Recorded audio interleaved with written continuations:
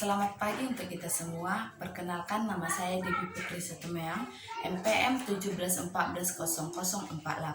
Di sini saya akan membuat video tentang ciri-ciri makhluk hidup untuk memenuhi tugas perkuliahan saya dalam mata kuliah pendidikan seminar.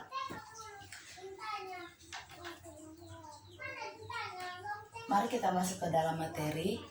Di sini ciri-ciri makhluk hidup, yaitu makhluk hidup itu terbagi atas 3. Yang pertama manusia, hewan, dan tumbuhan. Ciri-ciri makhluk hidup ini adalah yang membedakan makhluk hidup dengan benda mati. Di sini ada 6 poin ciri-ciri makhluk hidup. Yang pertama yaitu makhluk hidup bergerak, artinya makhluk hidup bergerak dengan cara berpindah tempat. Untuk manusia dan hewan, tumbuhan dapat bergerak tetap tidak dapat berpindah tempat.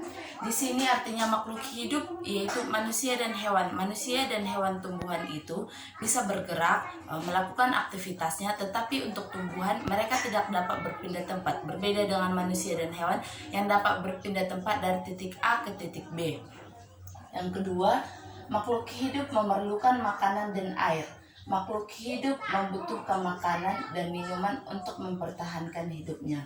Setiap makhluk hidup membutuhkan makanan dan minuman untuk asupan gizi ataupun mendapatkan energi ataupun mempertahankan hidupnya. Manusia dan hewan itu membutuhkan makanan dan minuman. Tanpa minuman, manusia tidak bisa hidup, tetapi dengan adanya makanan dan minuman akan menyempurnakan setiap energi yang kita gunakan. Berbeda dengan tumbuhan. Tumbuhan itu melakukan fotosintesis untuk mendapatkan makanannya sendiri. Yang ketiga, makhluk hidup bernapas. Makhluk hidup membutuhkan udara untuk bernapas. Setiap makhluk hidup membutuhkan udara.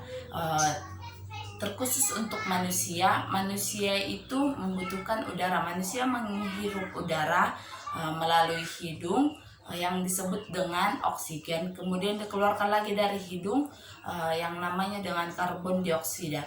Pertukaran antara oksigen dan karbon dioksida itu terjadi di dalam alveolus. Organ pernapasan manusia adalah paru-paru. Yang kedua yaitu untuk hewan. Untuk hewan itu hewan bernapas menggunakan insang dan paru-paru, tergantung kepada jenis hewannya. Yang ketiga yaitu untuk tumbuhan. Tumbuhan itu bernapas melalui pori-pori atau yang disebut dengan stomata, mulut daun. Yang keempat di sini kita lihat makhluk hidup mengalami pertumbuhan. Makhluk hidup mengalami perubahan dari waktu ke waktu diiringi dengan proses. Makhluk hidup mengalami pertumbuhan itu, setiap manusia itu mengalami pertumbuhan, di mana mulai dari dia bayi sampai menjadi dewasa sampai menjadi tua itu mengalami pertumbuhan diiringi dengan waktu dan proses secara bertahap-tahap. Yang kedua untuk hewan juga mengalami pertumbuhan, di mana ada hewan kecil mulai dari yang bertelur sampai dengan contohnya katak, mulai dari telur hingga ke katak dewasa. Kemudian yang ketiga yaitu hewan tumbuhan. Tumbuhan juga mengalami pertumbuhan, di mana tumbuhan itu mulai dari tumbuhan yang kecil hingga yang besar. Misalnya pohon durian, pohon pisang mulai dari tunas menjadi pohon pisang yang menghasilkan buah. Yang kelima, makhluk hidup berkembang biak, artinya makhluk hidup memiliki keturunan atau penerus. Ya benar, makhluk hidup itu adalah mengalami perkembang biakan, yang dimana tujuan perkembang biakan ini untuk memperbanyak keturunan. Misalnya manusia itu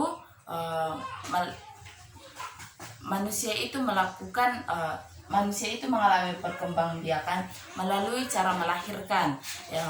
Jika pada hewan itu mengalami perkembangbiakan dengan cara, ada 3 cara. Yang pertama melahirkan, bertelur, dan membelah diri, tergantung kepada jenis hewannya. Misalnya mamalia ada berkembang biak melalui melahirkan, ayam bertelur, amuba membelah diri. Yang ketiga itu adalah tumbuhan. Tumbuhan itu mengalami dua cara.